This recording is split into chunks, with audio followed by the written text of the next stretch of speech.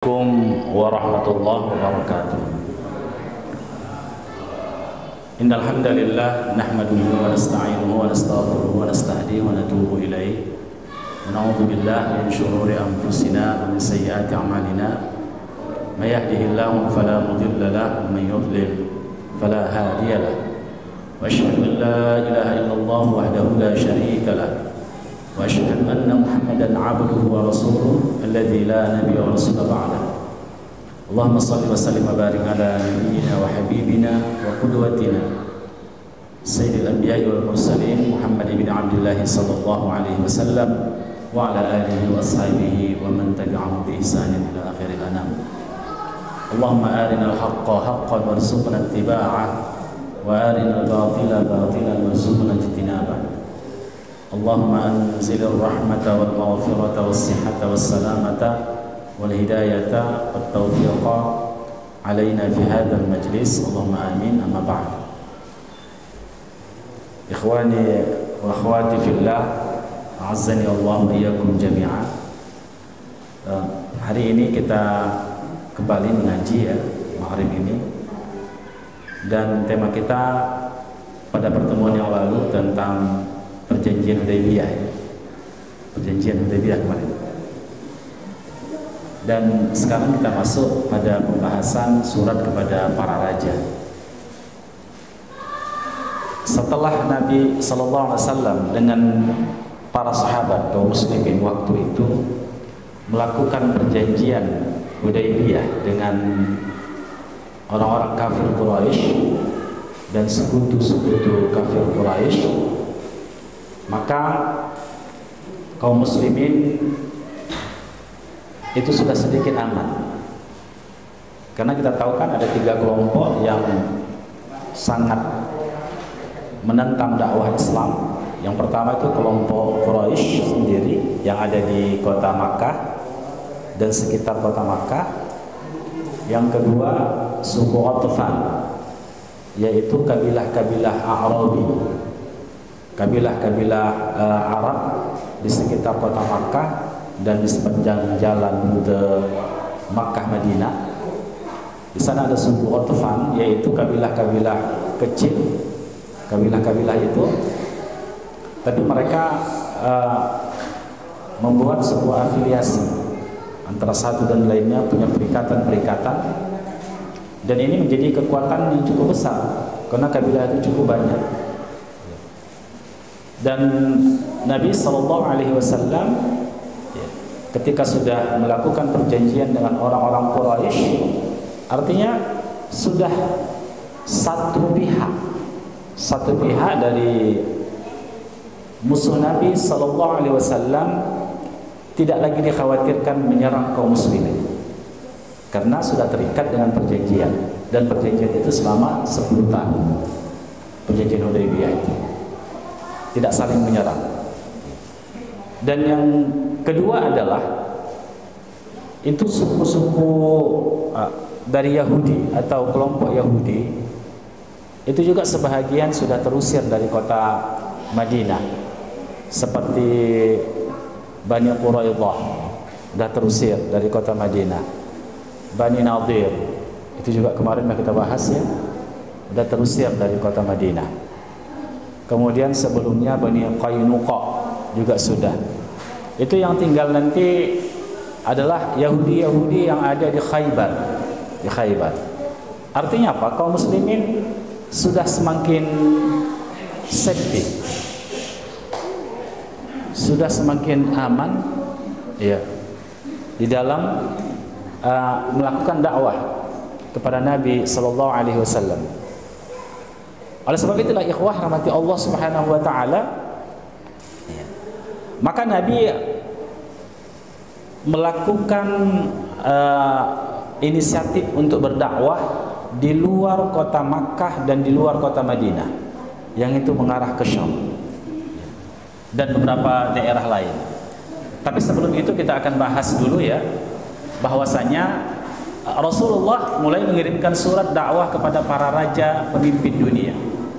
Maka Nabi memerintahkan para sahabat, tentunya sahabat-sahabat katibun Nabi, penulis Nabi, itu untuk menulis surat kepada para raja yang berkuasa saat itu. Memang kita ketahui ada dua kekuasaan besar, yaitu Romawi dan Persia kan. Tetapi di beberapa daerah ada gubernur-gubernur mereka yang kekuasaannya cukup besar. Lalu Nabi memerintahkan para sahabat untuk menuliskan surat dan mengirimkan dakwah kepada mereka. Kenapa? Nabi sudah keluar kota Makkah dan Madinah berdakwah tentang hal ini. Karena tadi sudah merasa aman dari serangan orang-orang kafir Quraisy dan juga dari penetrasi orang-orang Yahudi. Hanya tinggal suku Ghatfan. Dan suku Ghatfan ini kebanyakannya oportunis. Kemana angin kencang ke sana mereka. Kan begitu. Jadi tidak terlalu membahayakan. Tidak terlalu membahayakan. Jadi setelah itulah tujuan utama ya dari mengirimkan surat itu adalah menyampaikan risalah Islam kepada pemimpin berbagai wilayah. Lihat ya percaya diri Nabi sallallahu alaihi wasallam.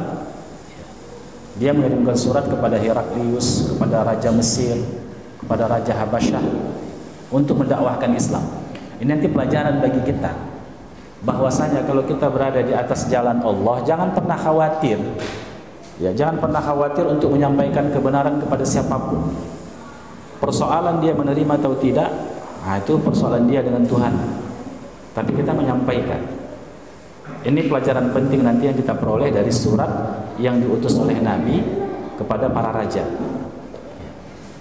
Ini menandai perluasan dakwah dari lingkup Arab ke kawasan internasional. Jadi sudah go public kalau bahasa kita, go internasional kan begitu. Jadi surat-surat ini menunjukkan kebijaksanaan dan diplomasi keberanian Nabi untuk menyuarakan dakwah di luar tanah Arab. Jadi surat dikirim dengan tentu saja ya, kalau ini kan begini, beda tulisan, beda dengan kata-kata. Kalau kita misalnya menulis WA, menulis SMS, itu tidak ada intonasi, nggak ada intonasi di situ. Jadi kita bisa salah paham membaca WA. Ini dia sedang marah, sedang bercanda, atau salah ketik pun tak tahu kita. Iya kan? Jadi padahal dia kan begini, sebenarnya dia dengan intonasi dalam hatinya, intonasi lembut. Tapi karena kita membacanya dengan intonasi keras, kasar, jadi kita baper kasar kan begitu. Oleh sebab itulah, maka surat yang ditulis kepada para raja itu, surat-surat itu ditulis dengan bahasa yang pilihan kata yang sangat lembut, mengajak. Kita lihat nanti surat Nabi ya. Jadi surat dikirim dengan sopan santun, disesuaikan dengan status dan kepercayaan orang yang menerima surat itu. Jadi banyak diantaranya memberikan dampak signifikan bagi sejarah Islam. Inilah fase penting dakwah global di zaman Nabi Sallallahu Alaihi Wasallam. Jadi kita berdakwahnya di kampung aja kan begitu. Jadi sudah keluar dari kota Madinah. Baik ikhwah. Jadi sebelum itu Nabi membuat cincin yang bertuliskan Muhammad Rasulullah. Karena kebiasaan para raja itu pakai stempel untuk menulis surat. Kita nggak bisa memverifikasi ini betul atau tidak di zaman itu kecuali ada stempel, jadi tauqih di stempel surat itu. Maka Nabi memerintahkan para sahabat untuk membuatkan cincin, tapi cincin itu stempel Nabi. Tapi kalau cincin kita kan tidak. Cincin kita tujuannya apa? Banyak tujuannya ya. Kalau dia akik dapat dari batu gunung, dan di gunung itu ada goa, disitulah diambil batu itu, diasah, itulah itu tujuannya itu, ya kan? Sampai di rumah mimpi pula datang orang hitam atau orang putih ke situ, udahlah. Setiap Jumat dikasih kemenyan lah itu. Nabi tidak membuat cincin itu, bukan itu, dan bukan aksesoris untuk apa namanya itu ya, untuk apa sebagai hiasan, tidak. Tapi sebagai tauqih, sebagai stempel. Dan Nabi dalam satu riwayat itu membuat cincin itu bukan kemari mata, bukan ke atas matanya, tapi matanya ke dalam. ke dalam. Bukan ke atas. Kalau kita cincin mana? Ke atas kan. Ini ke dalam nanti. Ya. Dan Nabi menaruhnya di tangan kanan. Karena Nabi suka tayammum kanan. Nah, makanya sebagian ikhwan kita kalau pakai jam itu di kanan. Ya kan? Karena Nabi suka menggunakan tangan kanan. Ya. Kemudian ikhwah yang dirahmati Allah Subhanahu wa taala, hal ini dilakukan karena raja, ya, cincin ini digunakan sebagai cap resmi pada setiap surat Nabi. Karena para raja itu tidak menerima surat tanpa stempel resmi. Dan Nabi pun di situ sudah memposisikan dirinya sebagai kepala negara, kan? Sudah jadi kepala negara. Secara de jure mungkin belum diakui internasional. Tapi faktanya Nabi yang berkuasa di kota Madinah itu dia mengendalikan politik Madinah. Aus dan Khazraj, iya kan, kelompok utama di kota Madinah itu udah masuk Islam umumnya. Hanya tinggal sekitar 300 orang itu orang munafik. Yang lainnya umumnya masuk Islam sudah. Orang Yahudi, Bani Quraidah, Bani Nadir di satelit kota Madinah sudah terusir karena mereka mengkhianati perjanjian. Jadi secara de facto itu Nabi menjadi pemimpin. Karena itulah dia menulis surat dan punya stempel khusus sebagaimana para penguasa dan raja itu dikirim. Jadi para utusan dipilih dari sahabat yang terpercaya dan mahir berbahasa. Nah, ini pentingnya komunikasi. Jadi juga tidak setiap orang yang punya ilmu itu bisa menjadi dai, kan begitu juga ya. Dan tidak juga setiap orang yang pandai berbahasa atau banyak bahasa juga bisa mahir untuk berkomunikasi, untuk berdiplomasi. Maka Nabi memilih di situ siapa sahabat yang mahir berbahasa dan juga pandai berdiplomasi. Iya. Jadi pengiriman dilakukan dengan adab dan strategi dakwah yang halus. Jadi surat itu berisi seruan kepada tauhid dan penolakan kepada kemusyrikan. Jadi inti surat itu apa? Mengajak bertauhid. Yang diajak itu Heraklius, yang diajak itu Raja Habasyah, yang diajak itu Raja Mesir. Diajak untuk bertauhid. Sementara mereka adalah penguasa-penguasa yang besar kan waktu itu. Dan itulah memang kalau dakwah itu memang begitu dia. Gaya bahasanya sopan dengan ajakan, bukan paksa. Jadi ikhtiariyah, pilihan. Surat ini menjadi warisan sejarah diplomasi Islam. Dan inilah yang menjadi sejarah bagi kita, pentingnya diplomasi itu. Ya, pentingnya diplomasi. Dan diplomasi itu bahagian dari sunnah politik, sunnah siasah kaum muslimin. Pertama, surat kepada Raja Najasyi. Najasyi itu sebutan untuk penguasa yang ada di Habasyah, Ethiopia, kan begitu. Najasyi namanya adalah Asamah bin Abjad. Ini seorang raja Kristen. Dia Nasrani, tapi dia adil, sangat adil sekali. Karena itulah pada fase Makkah Nabi mengirim para sahabat yang tertindas itu untuk menyelamatkan mereka. Itu hijrah kemana? Ke Habasyah. Hijrah ke Habasyah. Yang pertama sekali ke Habasyah. Hijrah yang kedua ke Habasyah. Hijrah yang ketiga baru ke Madinah. Tapi sebelumnya Nabi melihat potensi untuk bisa hijrah ke Taif.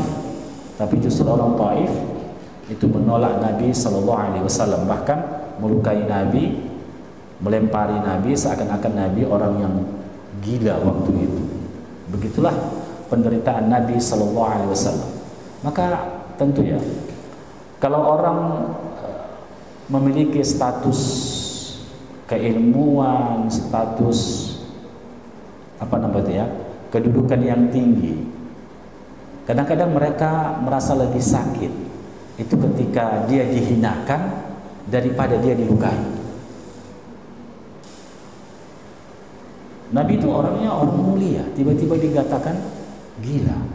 Tiba-tiba dia dijadikan seperti apa, orang yang tidak punya kedudukan. Itu sakit sekali itu nanti. Jadi kita berdakwah ini kadang-kadang ya sukarlah kalau untuk itu ya. Kadang-kadang baper ya kan.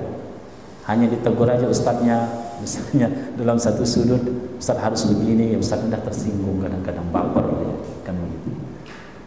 Ya. Bukan hanya ustadznya saja, tapi orang yang di belakang ustadznya juga baper, akhirnya kan begitu ya. Jadi ikhwan rahmati Allah Subhanahu wa taala, itu tantangan dakwah. Kita ini berdakwah bukan apa kesukaan orang, madu. Ya. Lalu kita ikuti kehendak mereka, tidak. Kita punya ilmu, kita punya metodologi, kan? Kita yang mengarahkan umat. Mereka terima atau tidak itu masalah lain. Masalah lain. Itu makanya bahaya kalau ustaz itu dibayar. Iya, kalau dia dibayar, disetting oleh mad'unya itu. Tapi kalau tak dibayar dia, tak juga suka-sukanya gitu kan. Tapi artinya dia bisa bebas menyampaikan. Dan tugas ustaz itu dua, da'i itu basyiran wa nadhira. Dia memberikan kabar gembira dan memberikan peringatan. Memberikan peringatan. Kalau hanya kabar gembira aja enak ini. Enak ini kalau kabar gembira tentang surga, tentang membuat pokoknya kebahagiaan semua. Tapi bukan begitu. Coba lihat perintah karakter orang beriman itu. Karena ada dua. Ya'muruna bil ma'ruf, berhenti di situ? Enggak kan? Wa yanhauna 'anil munkar. Memang yang awalnya yang ma'ruf diajar. Tapi jangan pula ma'ruf aja tak ada si mungkarnya. Masih ada nahi mungkar. Kalau enggak berubah, enggak ada arti dakwah. Kenapa Islam ini masih ada saat ini? Misalnya kesyirikan itu bisa direm, kebid'ahan bisa direm, kemaksiatan bisa direm, karena masih ada orang menyuarakan nahi mungkar, masih ada menyuarakan itu. Maka walaupun dia mendekati akhir zamannya itu semakin banyak kemaksiatan, deviasi, penyimpangan semakin banyak, tapi ada remnya dari para ulama. Kalau tidak udah terjun bebas ya manusia ini. Itulah fungsi para ulama, fungsi para dai, fungsi para dai. Jadi tadi kadang-kadang yang mengundang itu menyetel kan, ini harus begini, harus begitu. Dia merasa membayar, padahal ustaznya merasa tak dibayar kan begitu. Jadi oleh sebab itulah ikhwah rahmati Allah Subhanahu wa taala. Jadi Nabi mengajarkan kepada kita tentang peristiwa itu. Diajak kepada para raja itu mentauhidkan Allah sementara mereka mensyirikatkan Allah. Dia pemegang tampuk kekuasaan, tapi yang diajak untuk bertauhid kepada Allah. Coba lihat sini, Najasyi ya. Nabi mengajak Najasyi memeluk Islam, disampaikan dengan penuh hormat. Itu memang ud'u ila sabil rabbika bil hikmah. Kemudian Najasyi menanggapi dengan sangat positif dan dia masuk Islam. Jadi kadang-kadang orang yang tidak terprediksikan kita bisa menerima dakwah kita, ternyata dia yang bisa menerima dakwah. Orang yang kita anggap ini bisa ini, kan begitu kan? Bisa ngikut ini, bisa ini. Ternyata itu yang payah pula untuk diajak. Iya. Misalnya keluarga kita lah, orang yang dekat dengan kita. Dekat dengan kita mungkin kita punya saham dengan dia terhadap kehidupannya atau yang lain-lain. Ya. Kadang-kadang kita kan bebas untuk bicarakan begini. Kadang-kadang itu justru yang payah mengikut. Ya kan? Orang yang tidak kita sangka-sangka justru yang mudah mengikutnya. Oleh sebab itu sampaikan saja. Masalah siapa yang menerima, itu nggak tahu kita itu. Itu tergantung Allah Subhanahu wa taala. Bima syaa. Siapa yang Allah beri hidayah, Allah beri. Siapa yang tidak, tidak. Tugas kita akan ditanya, orang punya ilmu sampaikan. Itu tadi, kita punya tahapan. Misalnya kita berdakwah itu ada punya tahapan kita begini caranya. Jadi harus itu yang kita lakukan. Kita lakukan. Walaupun orang kadang-kadang, ini nggak cocok ini kan begitu ya. Kalau pengamat bola biasa itu, dia lebih pandai main bola daripada orang lagi main bola. Kan begitu. Katanya, disuruh dia nendang bola itu. Entah kemana larinya kan. Tujuannya ke sana, larinya ke sana. Lumayan tujuannya ke sana, larinya ke sana, larinya ke sana. Kan begitu. Jadi oleh sebab itulah ikhwan mati Allah SWT, maka diminta juga pada madhum itu sabar. Sabar kalau kita mau punya ilmu, sabar kepada ustadznya, sabar kepada da'inya, ya kan. Begitu juga ustadznya juga harus sabar juga melihat madhum kan begitu. Ya, itulah adab ya, adab dalam berdakwah. Kemudian ia mengirim menulis ya balasan. Jadi Raja Najasyi itu menulis balasan yang menunjukkan keyakinannya pada kebenaran Islam. Ini Raja Najasyi, dia membaca Taurat, membaca Taurat, Perjanjian Lama. Dia baca Injil. Ya kan? Dia baca Injil. Di situ ada informasi tentang Mesias yang akan membawa risalah dari Allah sebagai umat terakhir. Ya termasuk mungkin dibacanya Injil Barnabas kan begitu. Injil Barnabas itu kan mengajak kepada Tuhan yang satu, menjelaskan tentang Ahmad kan. Jadi dia masuk Islam, diterimanya. Dia masuk Islam. Kemudian ia mengirim hadiah, termasuk mengembalikan Ja'far dan kaum muslimin ke Madinah. Itu Ja'far bin Abi Thalib, bin Abi Thalib. Itu kan hijrah ke Habasyah. Yang masuk Islam itu ada Ja'far, Ali bin Abi Thalib. Itu anak Abu Thalib. Ya. Adik abang Ali dengan Ja'far ini. Nanti kita akan lihat ya, Ja'far ini baru sampai ke Madinah itu pada perang Khaybar. Pada perang Khaybar. Dan dia ikut nanti menjadi jenderal dalam perang Mu'tah dan wafat di situ menjadi syahid. Insyaallah kita akan bahas nanti. Jadi tidak saja dia menerima dakwah Islam, tapi dia memberikan hadiah kepada Rasul. Karena Rasul tidak menerima sedekah, tapi menerima hadiah. Rasulullah menunaikan salat jenazah ghaib saat Najasyi wafat. Ini bukti kalau Najasyi itu Islam. Itu dengan fakta. Ketika Najasyi itu wafat, sampai berita kepada Nabi, dia wafat sampai berita kepada Nabi, sampai menyampaikan berita. Nggak ada telepon, nggak ada ponsel waktu itu. Tentu wahyu. Nabi menyuruh para sahabat berbaris dan mensalatkan Najasyi, yaitu salat ghaib. Itulah salat ghaib pertama Raja Najasyi, dan dia wafat dalam keadaan Islam. Ini juga nanti dalil bagi kita bahwasanya jadi raja itu pun seukuran kemampuannya dia dikhitab oleh Allah untuk menyampaikan dakwah. Najasyi itu menerima Islam, tapi rakyatnya tidak. Kita mengatakan kalau begitu dia raja, dia harus paksakan, dia harus eksekusi rakyat tak mau Islam. Enggak juga. Ini dalil bagi kita bahwasanya tidak ada paksaan untuk memeluk Islam itu. La ikraha fid din, qad tabayyana ar-rusydu minal ghayy. Enggak ada paksaan dalam agama, udah jelas mana kecerdasan orang yang cerdas yang menerima Islam, mana yang tidak. Mana orang yang tidak cerdas, cerdas intelektual dan spiritual. Kemudian Nabi menyuruh para sahabat untuk salat jenazah, salat ghaib pertama. Dan ini juga sebagian berdalil salat ghaib itu disalatkan ketika tidak ada yang menyolatkan. Najasyi itu nggak ada yang menyolatkannya di sana, maka disolatkan di sini.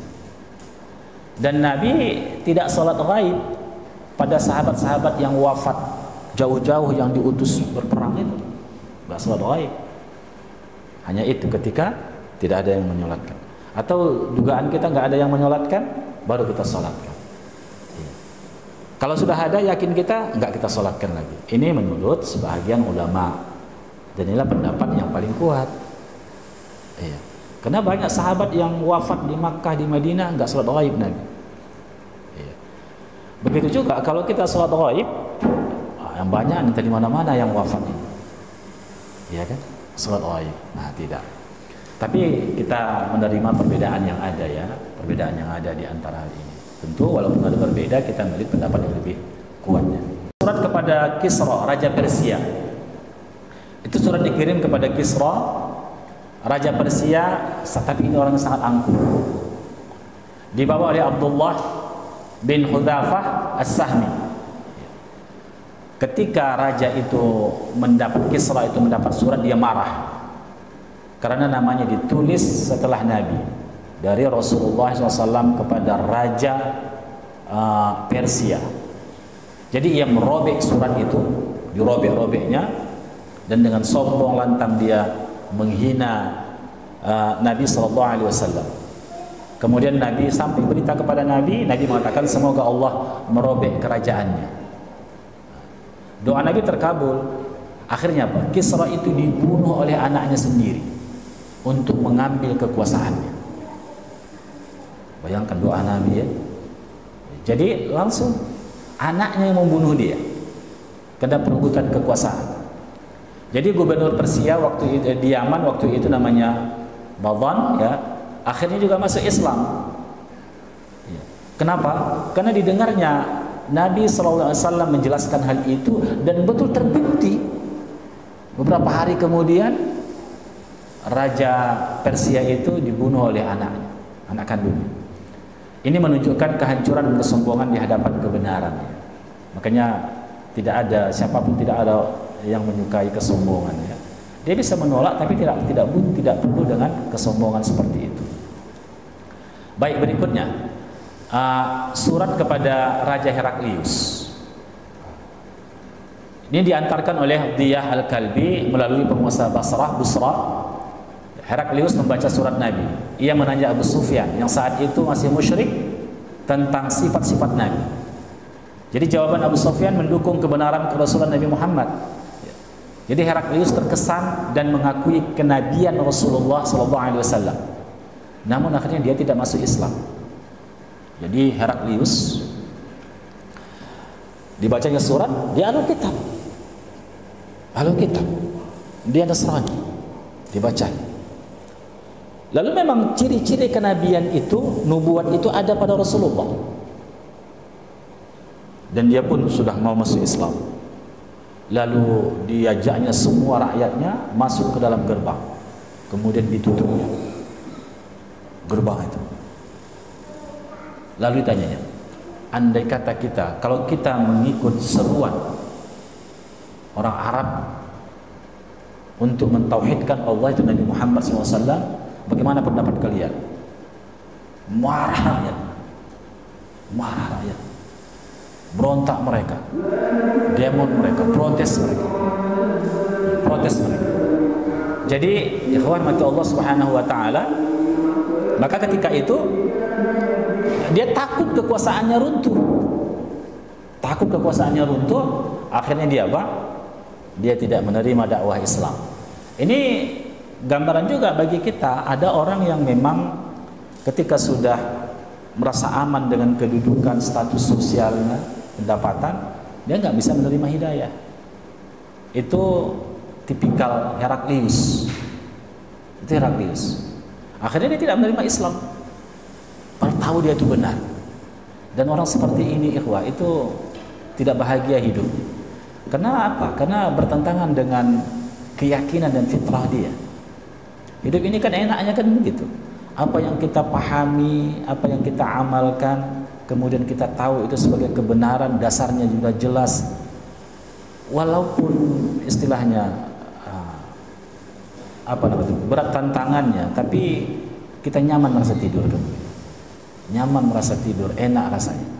Kenapa? Karena tidak ada beban psikologi kita. Tapi Heraklius tidak begitu. Ia takut kehilangan kekuasaan, namun ia tetap membalas surat Nabi dengan penghormatan. Itu dia. Peristiwa ini memperlihatkan pengaruh kuat dakwah Islam. Coba lihat, Nabi kita SAW memberikan dakwahnya, Allah yang beri hidayah. Macam Heraklius walaupun dia tidak menerima Islam, tapi dia berikan penghormatan, dia dibalas surat itu. Kemudian surat kepada Munzir bin Sawa, ini di Bahrain. Munzir adalah penguasa Bahrain, memiliki rakyat Majusi dan Yahudi. Surat dibawa oleh Al-A'la bin Hadrami. Munzir merespon positif, sebagian rakyatnya masuk Islam. Ini ya, di Bahrain ya. Nabi menjawab dengan bijak, siapa yang tetap dalam agamanya dia bayar jizyah. Kemudian siapa yang Islam tidak, tapi dia bayar zakat. Jadi kita wajib bayar zakat, mereka wajib bayar jizyah. Munzir juga dipuji karena memperlakukan utusan Nabi itu dengan baik. Ia diberi kepercayaan ya, untuk memimpin menjalankan amanah di Bahrain. Jadi diakui oleh Nabi SAW tentang kekuasaan Munzir bin Sawa. Kemudian ini contoh toleransi ya dan kebijakan Nabi SAW. Kalau tidak mau memilih Islam ya sudah silakan. Karena nggak ada paksaan dalam beragama, nggak ada paksaan. Tapi kalau udah masuk Islam dia ada hal-hal yang memang harus wajib dilakukannya dan ada yang memang harus dipaksakan memang. Tapi kalau untuk menerima Islam tidak. Jangan katakan kita punya anak, misalnya kita suruh sholat, ayah la ikraha fid din, tak ada paksaan dalam agama, itu salah paham itu tentang ayat itu, salah paham itu. Dia harus baca tafsir Takamuli, baru paham dia.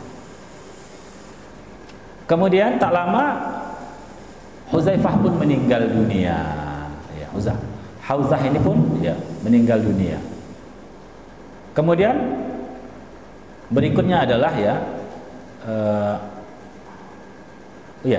ini bukan, ini Hauzah tadi ya dari Yamamah. Kemudian surat kepada penguasa Yamamah. Tadi Munzir Bahrain itu menerima. Ini surat kepada Munzir bin Sawa ya, penguasa Bahrain. Ya. Kemudian surat kepada Hauzah bin Ali. Ini Yamamah. Jadi Hauzah adalah penguasa Yamamah dan pemimpin suku yang berpengaruh. Jadi surat dibawa oleh Sulaid ya bin Amr bin Al-Amiri. Nabi menawarkan agar beliau masuk Islam dan tetap memimpin, tapi ia menolak. Dan dia meminta kekuasaan bersama Nabi jika masuk Islam. Ya Nabi menolak. Kenapa begitu? Kalau mereka sama-sama menjadi penguasa, maka status Nabi sama dengan dia. Artinya dia nggak bisa diperintah oleh Nabi. Sementara Nabi memerintah itu berdasarkan wahyu, maka Nabi menolak. Kemudian Hauzah pun meninggal dunia dan dia tidak mau menerima dakwah Islam. Nabi memberi isyarat bahwa akan muncul Nabi palsu dari Yamamah. Iya akhirnya nanti akan muncul di situ. Musailamah al-Kadzdzab itu dari sukunya ini Hauzah bin Ali muncul. Jadi apa yang disebutkan Nabi itu adalah wahyu isyarat. Dan nanti akan kita lihat ya dalam sejarah bagaimana Musailamah al-Kadzdzab ini bisa mengargonisir banyak orang dan itu memerangi kaum muslimin dan dia mengaku sebagai nabi.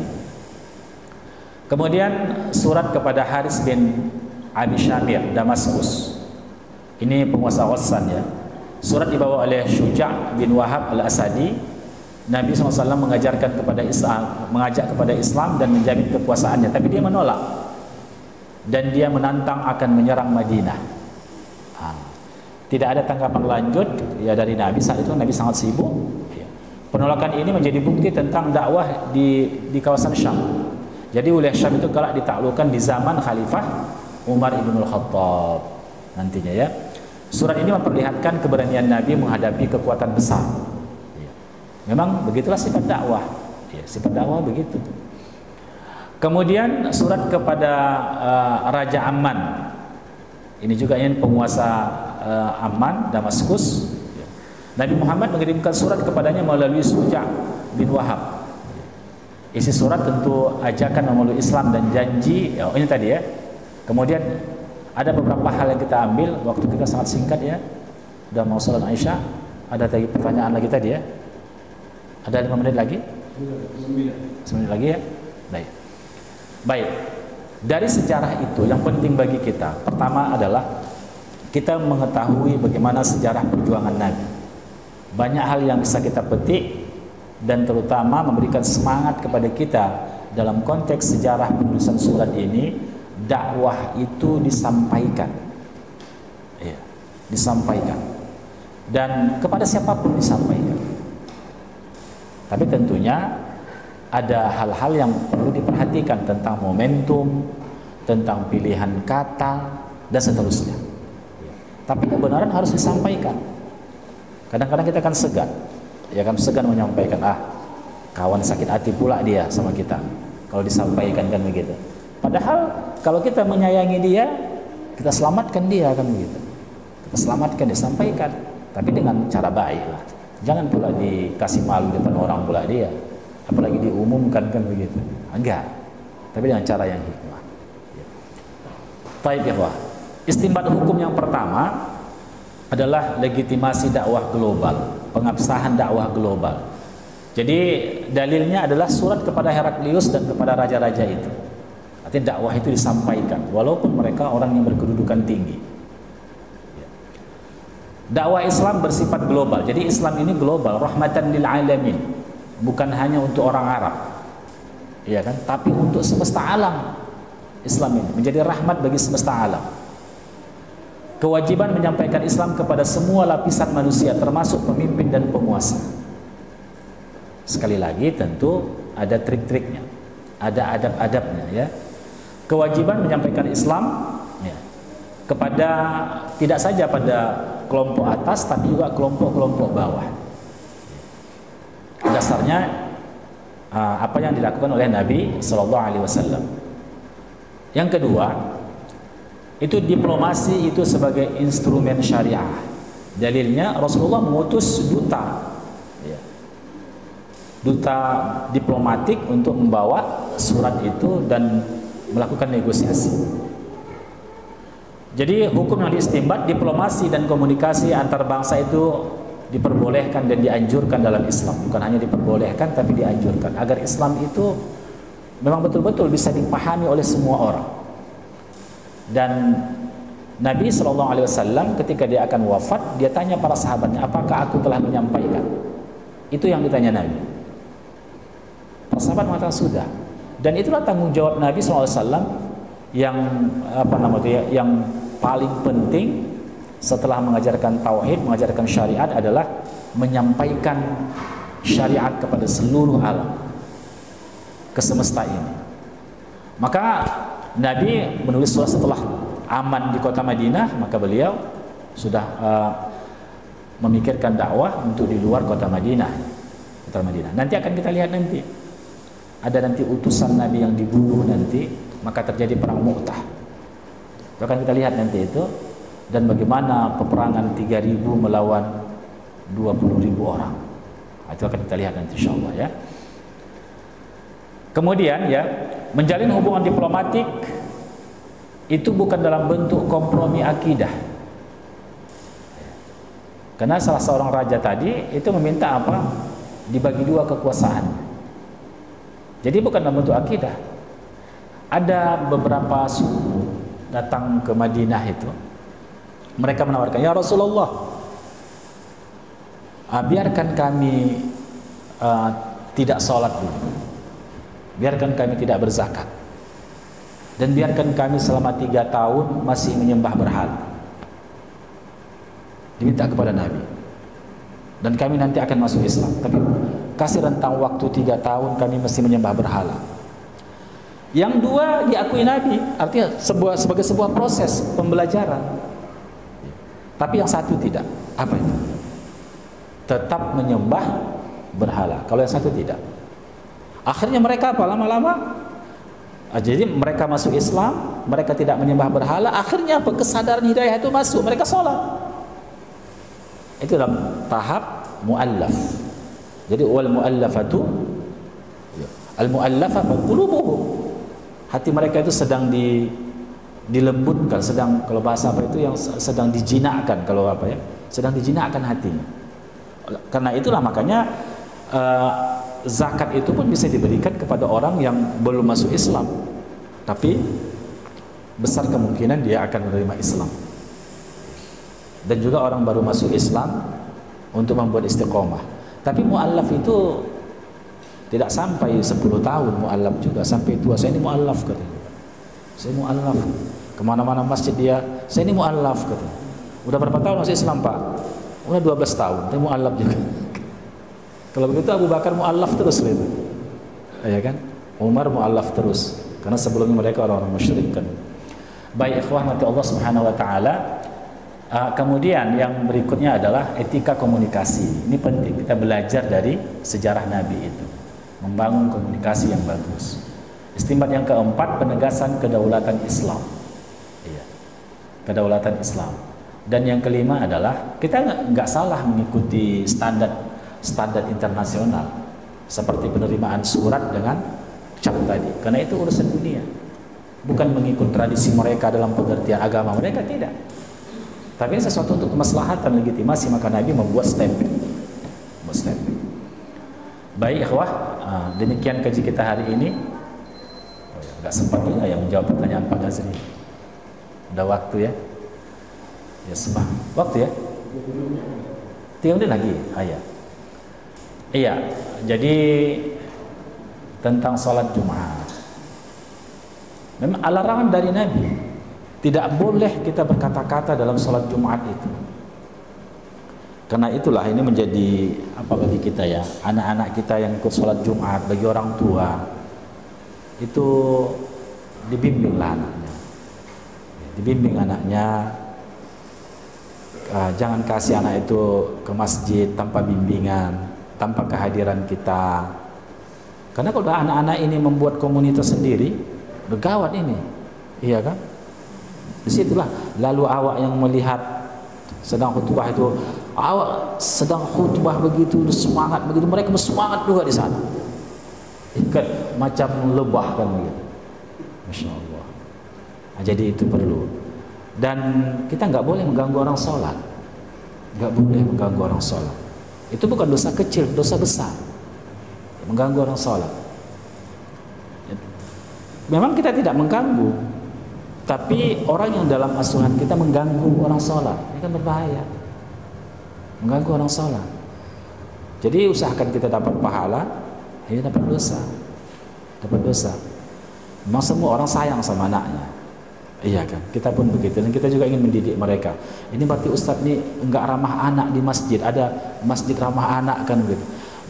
Jangan anak itu tak dibawa ke masjid, dibawa ke masjid, iya kan? Tapi jangan ketika orang sholat. Kecuali anak-anak yang sudah mumayyiz, yang bisa dikendalikan, diam. Kalau bahasa kami itu ontok di sini, kata ya, berdiam diri di sini kan begitu. Jangan. Kalau bisa dikendalikan, nggak masalah. Atau anak yang kecil kali, iya kan, yang tak bisa dia kesana kemari kan begitu. Jadi kalau yang mengganggu orang sholat, jangan. Bisa kita bawa ke masjid, bisa. Ketika orang nggak sholat, kita bawa. Ini nak masjid. Di sini orang sholat, kan, kemudian kan begitu kan? Di sini orang beribadah, kita nggak boleh mengganggu. Ini ajarkan anak kita. Atau bawa ke masjid, taruh dia di samping kita, taruh di samping kita. Jadi kenapa? Apalagi sholat Jumat itu ya, sholat Jumat itu akhirnya apa? Memancing orang untuk bersuara. Padahal nggak boleh kita bercakap-cakap, nggak boleh bercakap-cakap ketika imam khutbah sedang berada di atas mimbar.